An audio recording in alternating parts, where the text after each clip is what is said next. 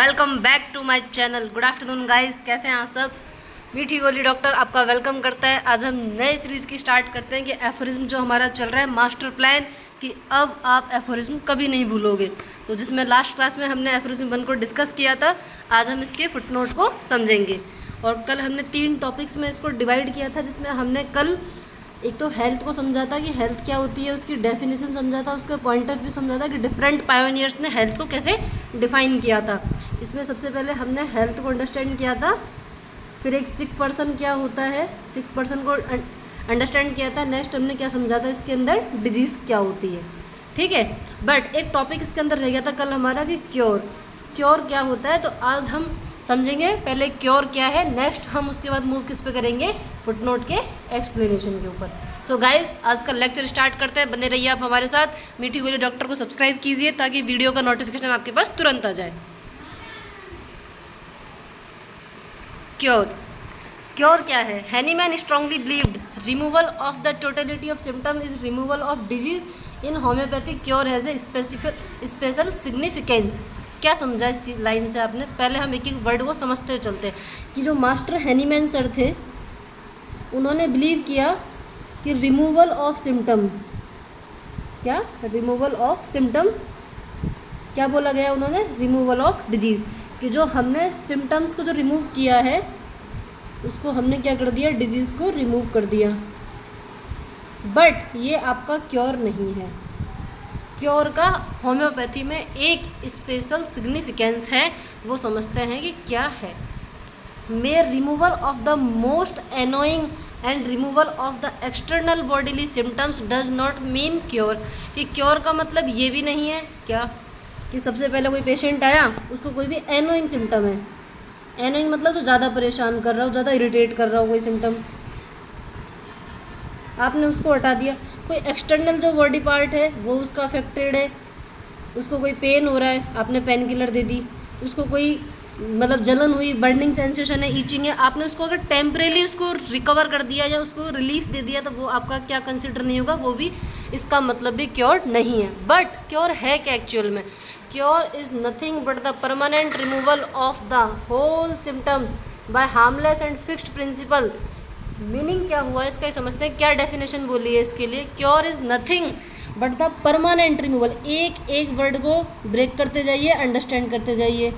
Permanent removal of whole symptoms, क्योंकि हम क्या कंसिडर करते हैं, सिक पर्सन, ना कि डिजीज। और सिक क्या होता है, पूरी पर्सनैलिटी के अंदर होता है, पूरे पर्सन के अंदर। बाय हार्मलेस, कि जो पेशेंट ऑलरेडी सफ़र कर रहा है उसे हमें और तकलीफ़ नहीं देनी है। एंड फिक्स्ड प्रिंसिपल्स, जो भी हमारी होम्योपैथी के जो प्रिंसिपल है, जो गाइडलाइंस है, उन्हीं प्रिंसिपल्स पे हमें क्या करना है, क्योर करना है। समझते हैं कैसे।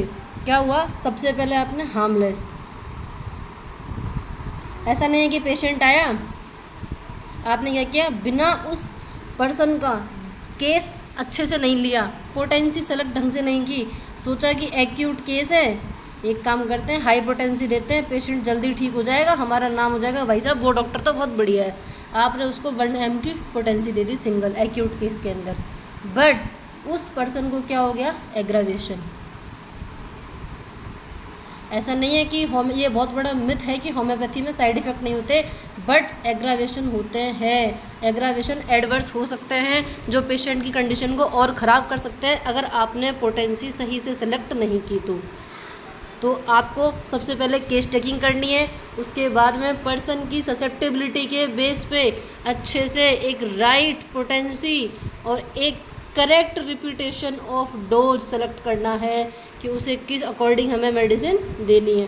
तो हमें क्या करना है, पेशेंट जो ऑलरेडी सफ़र में है उसे ज़्यादा तकलीफ़ नहीं देनी है, ऐसी कोई मेडिसिन नहीं देनी जिससे उसे एग्रावेशन हो, उसे कोई भी तकलीफ़ हो। तो फर्स्ट क्या याद रखना है, permanent removal of symptoms.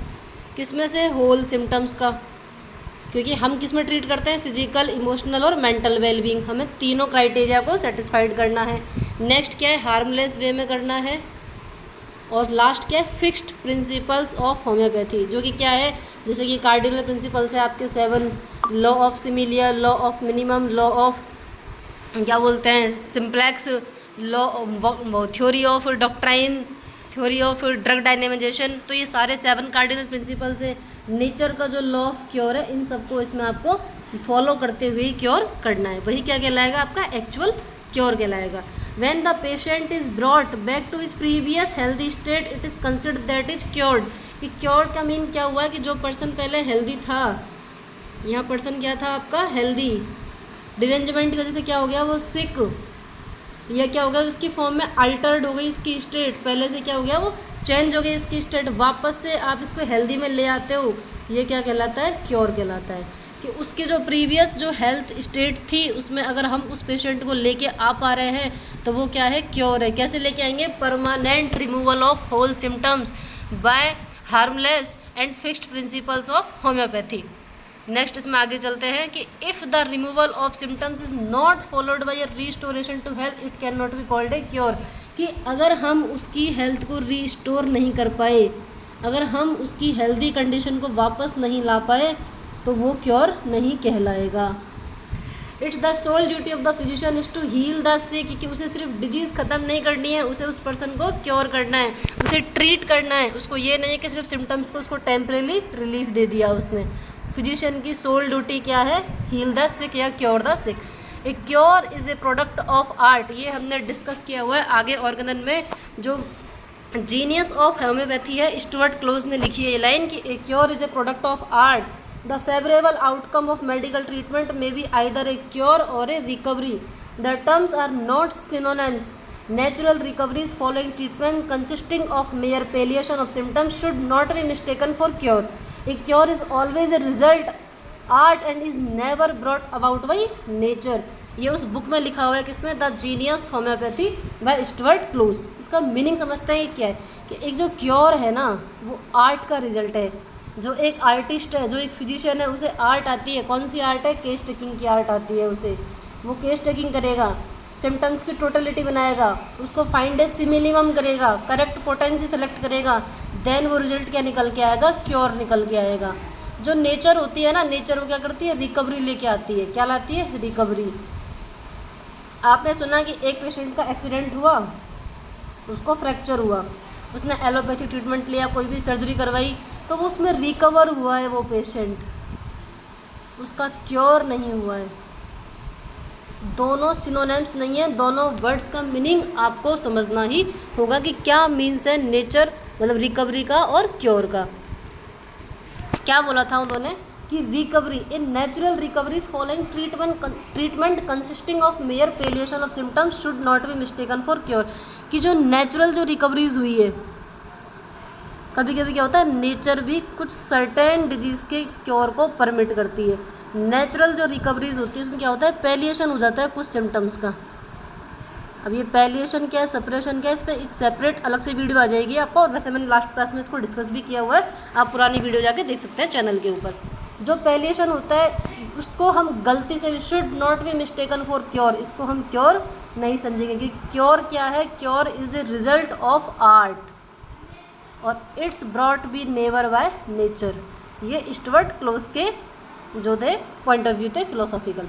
Next हम इसमें डिस्कस करते हैं क्योर के बारे में कि क्या लिखा हुआ है। Recovery is the spontaneous return of the patient to health after the removal of disappearance or cessation of the exciting causes and occasion of disease or as a result of treatment which is not directly and specifically curative in its nature. कि उन्होंने क्या बोला इसमें ये समझते हैं कि recovery के लिए, रिकवरी क्या है आपकी, डिसअपीयरेंस ऑफ सीजेशन, कि जो चीज़ सीज हो रखी थी, जो सिस्टम आपका वर्क करना बंद कर चुका था, उसका वापस से वर्किंग फॉर्म में आ जाना, क्या हो जाएगा, वो क्या कहलाएगी, रिकवरी। बट ये स्पेसिफिक क्योर नहीं है, क्योंकि क्योर क्या होता है, जो हार्मलेस वे में हो, जो आपके होम्योपैथी के फिक्स्ड प्रिंसिपल्स पर बेस्ड करता हो, जो उस पर हो, और थर्ड चीज़ क्या है कि उसमें आपका जो हेल्दी स्टेट है वो वापस से रिस्टोर हो जाए। और यही क्या है, आपके फिजिशियन का मिशन है। तो आपको एफरोज नंबर 1 सारा समझ में आ गया होगा कि क्या समरी है इसके अंदर। सबसे पहले कि एक जो द फिजिशियन है उसका सबसे हाईएस्ट एंड ओनली सिंगल जो मिशन है या जो एम है वो क्या है, द रिस्टोरेशन ऑफ हेल्थ। क्या है, रिस्टोरेशन ऑफ हेल्थ।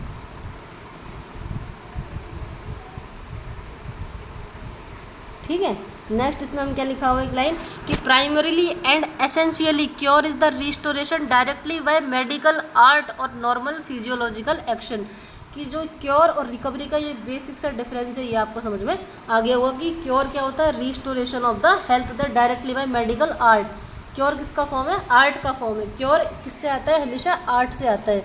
नेचर कभी भी मतलब कंप्लीट क्योर नहीं करती है। कंप्लीट क्योर एक आर्टिस्ट, एक फिजिशियन जो होम्योपैथी के फिक्स्ड प्रिंसिपल्स को फॉलो करते हुए ट्रीटमेंट करता है, केस टेकिंग लेता है, सिमिलिमम मैच करता है, वही क्या होता है, क्योर होता है।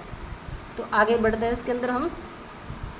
Cure related to the case as a whole, कि एक होल पर्सन में होता है। जैसे कि सिक जो होता है, सिक भी क्या होता है, एक पर्सन जो होता है सिक, क्या है, उसके होल एक्सटेंट में सिक होता है। तो वैसे ही क्योर भी उसके हर पार्ट से, हर बॉडी पार्ट से, हर सिस्टम से क्या होता है, क्योर होता है। Under A cure the symptoms of A deranged vital functions always disappears in the reverse order of their appearance. इसको समझते हैं ये लाइन क्या कहना चाहती है। हैरिंग्स का लॉ ऑफ क्योर हमने डिस्कशन किया हुआ है, तो उसमें क्या है कि सबसे पहले जो डिजीज़ होती है या जो भी हम बोलते हैं कि पर्सन सिक हुआ, वो क्यों हुआ person sick, dynamic derangement of vital force. जो वाइटल फोर्स है उसका डिरेंजमेंट हुआ और पर्सन्स की जो हेल्दी स्टेट थी वो किस में कन्वर्ट हो गई, सिक स्टेट में। तो पर्सन कहाँ से हो गया, हेल्दी से सिक हो गया, किसकी वजह से, वाइटल फोर्स के डिरेंजमेंट की वजह से। तो उसमें जो सिम्टम्स अपीयर होते हैं, जो भी साइन और सिम्टम्स आते हैं परसेप्टिबल, वो अपीयर जो होते हैं ड्यूरिंग द क्योर, कि जब हम उसी पर्सन का क्योर जब कर रहे होते हैं तो रिवर्स ऑर्डर में जो सिम्टम सबसे पहले आया था वो सिम्टम सबसे लास्ट में डिसअपियर होगा, और जो सिम्टम सबसे लास्ट में आया है वो सिम्टम सबसे पहले जाएगा। तो ये क्या हो गया आपका, vital function always disappears in the reverse order of their appearance. Reverse order में क्या होता है, सिम्टम्स वापस जाते हैं जो डिरेंजमेंट होता है। Cure is alteration of that altered state of health to its previously normal health state. यही डेफिनेशन आपको एग्जाम में लिख के आनी है। अगर क्योर पूछा जाता है कि cure is a alteration of that altered state of health is to previous normal healthy state, मतलब क्या हुआ कि इसमें दो बार ये अल्टरेशन वर्ड, इसका मीनिंग क्या हुआ कि cure is alteration of that altered state of health. क्या हुआ, पहले हेल्थ थी, वो अल्टर्ड होके क्या बन गया, सिक। अब उसका जो वापस से अल्टरेशन हो रहा है वही क्या है, आपका क्योर है। Guys I you understand, crystal clear हुआ आपका कॉन्सेप्ट। अगर आपको कोई भी डाउट आता है किसी भी चीज़ को लेके तो आप कमेंट सेक्शन में पूछ सकते हैं। तो यहाँ पर हमारा एफर्ज नंबर 1 सारा कंप्लीट होता है कि उसमें क्या लिखा हुआ है। उसमें एक एक वर्ड जो हमने डिसाइड किया था कि उसको हम समझेंगे, समराइज़ करेंगे कि आप अब एफरिज्म कभी नहीं भूलोगे। सबसे पहले क्या था कि फिजिशियन का मिशन। तो फिजिशियन कौन होता है ये हम डिस्कस कर चुके हैं ऑलरेडी चैनल पे। सबसे पहले हम क्या समझेंगे, फिजिशियन, उसके बाद उसमें हेल्थ, सिक और क्योर, और सिक और डिजीज़ में क्या डिफरेंस है ये भी हम पढ़ चुके हैं, और सिक मतलब क्योर और रिकवरी में क्या डिफरेंस है ये भी हम पढ़ चुके हैं। तो आगे हम मूव करते हैं आज के नेक्स्ट टॉपिक की ओर, जो हमारा क्या है, एफरेज नंबर 1 का फुटनोट, जिसको हमें इसमें डिस्कशन करना है। क्या दिया हुआ है फुटनोट के अंदर, ये एक बहुत बड़ी थ्योरी दी हुई है कि हिज मिशन इज़ नॉट, ये ओरिजिनल लिखा हुआ है आर्य डजन से, इसलिए आपको थोड़ा लैंग्वेज का हो सकता है इसमें इशू है, but it's the correct form है।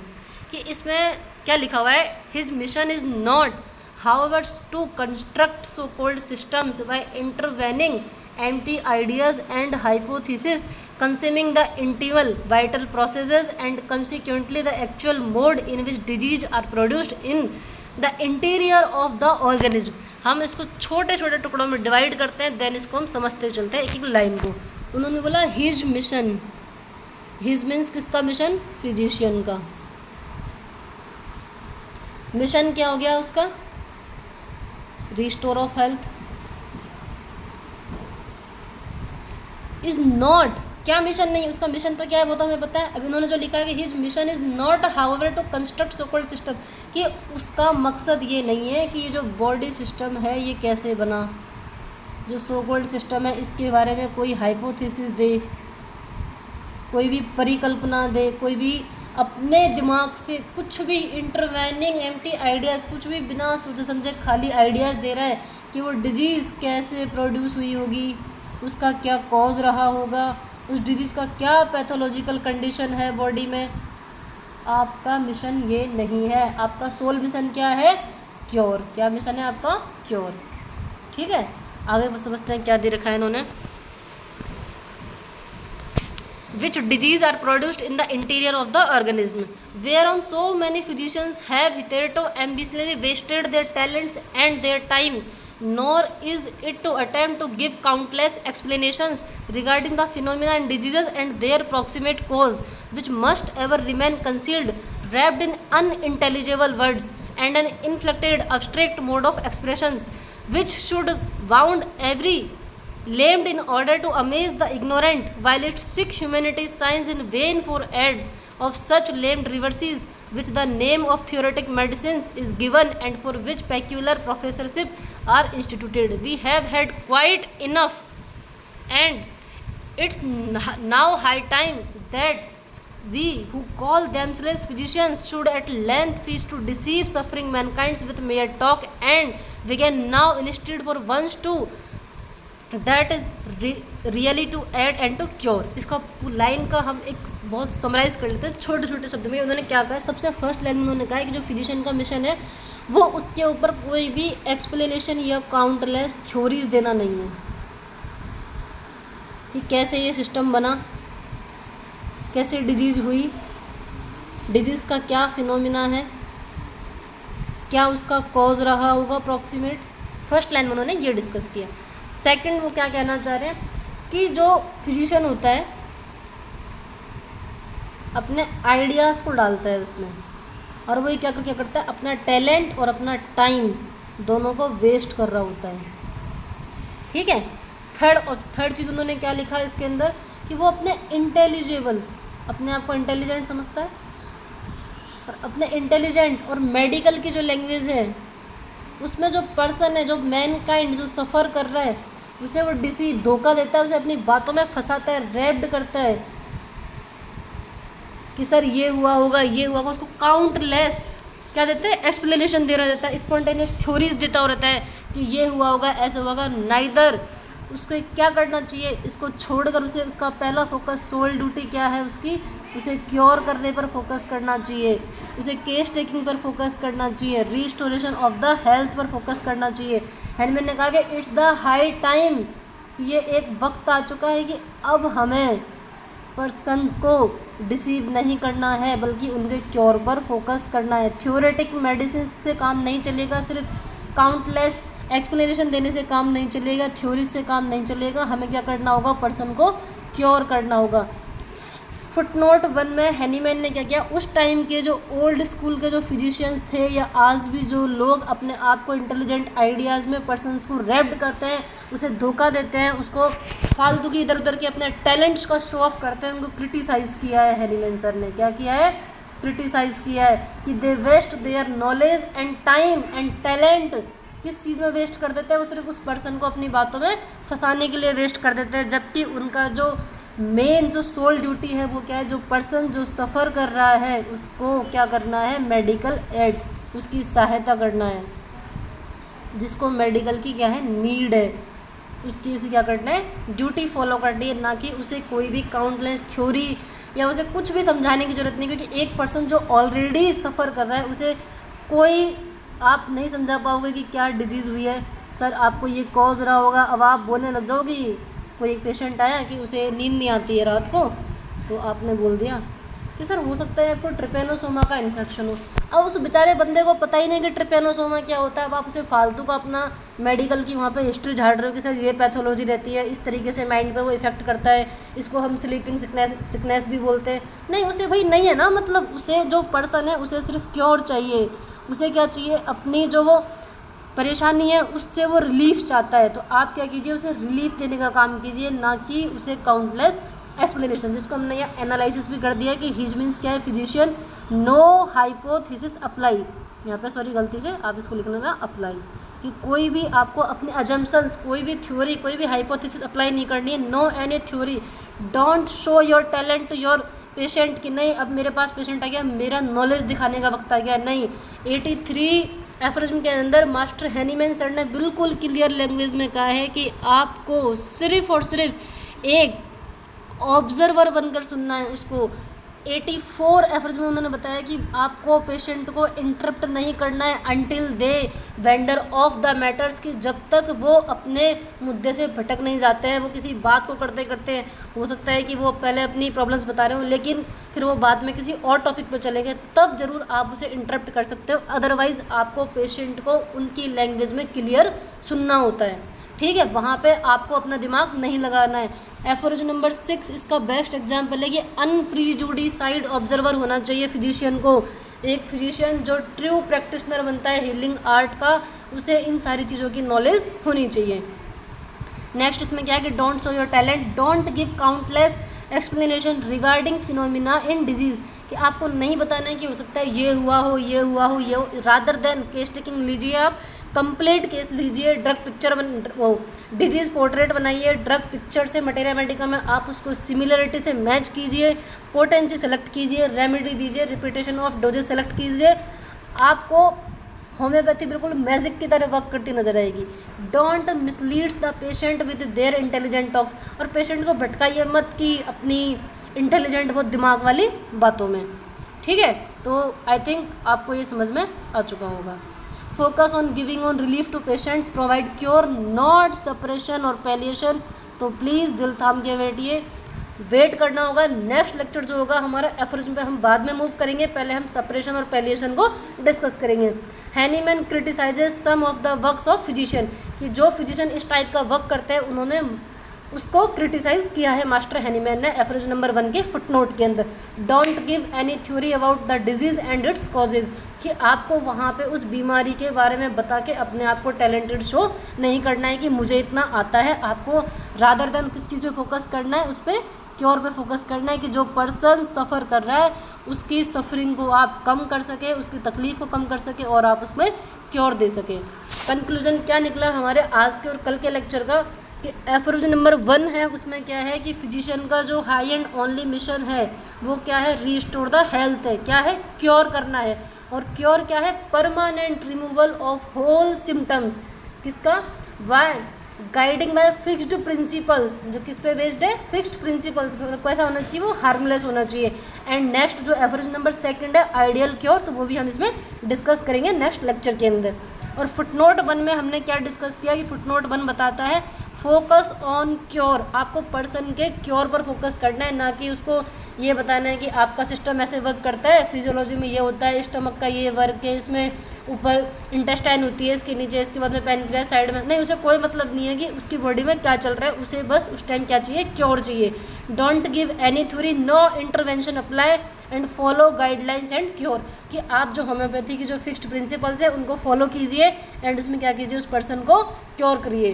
वही आपका सोल, आपका मेन, आपका एम, आपकी मिशन वही है, उस पर्सन को क्योर करना, उस पर्सन को बिल्कुल उसकी जो हेल्दी स्टेट है उसमें वापस से रिटर्न करना। जो कि हमने एक बार फिर से समझ लेते हैं कि हेल्थ सिक और क्योर का एक सिंपल सा फिनोमिना आपको याद होना चाहिए कि हेल्थ, जो पर्सन नॉर्मल बैलेंस्ड जो कंडीशन है जिसमें उसका वाइटल फोर्स सुपीरियरली वर्क कर रहा है, उसकी बॉडी को डायरेक्ट कर रहा है, वो क्या है, हेल्दी कंडीशन है। जब उसमें कोई डिरेंजमेंट होता है वाइटल फोर्स में, तब वो पर्सन सिक बन जाता है, और सिक पर्सन को जब हम वापस से हेल्दी स्टेट में ले आते हैं उसे हम क्या बोलते हैं, क्योर बोलते हैं। और ये क्योर करना ही, रीस्टोरेशन द हेल्थ ही फिजिशियन का क्या है, मिशन है। गाइस आज का लेक्चर हमारा यहीं ख़त्म होता है। आप जुड़े रहिए हमारे साथ में नेक्स्ट ऐसी ही अमेजिंग वीडियोस के लिए। Thank you, like and subscribe मीठी वाली doctor. Take care, bye bye.